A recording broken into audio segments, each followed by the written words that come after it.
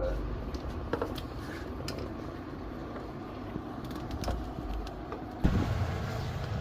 friends, কি খবৰ? মই দেখিছে না কি কৰি আছোঁ, ফ্ৰুটছ কাটি আছোঁ। এইফালে তৰবুজ, এইফালে আম কাটি দিছোঁ। ল'ৰাই এবাৰ প্ৰথমবাৰ আম খাম বুলি ক'লে, সেইটো কাৰণে বোলো কাটি দিওঁ। আনিলোগে 150 টকা কেজি আম, গম পাইছেনে? ইয়াত গাঁৱত এতিয়া এভেইলেবল, ইয়াত ইমান দাম বস্তু। আৰু চানডে মাৰ্কেটখনো এতিয়া বহিবলৈ দিয়া নাই যে, সেইটো কাৰণে আৰু দাম হৈছে।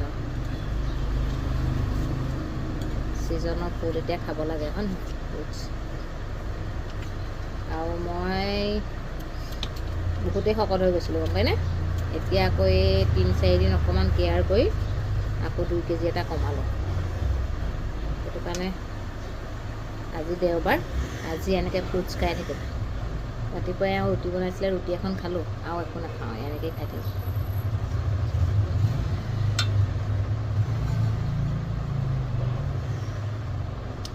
আপোনালোকেও খাব দেই, ভাত আৰু ৰুটিতকৈ ফ্ৰুটছ খালে বেছি ভাল।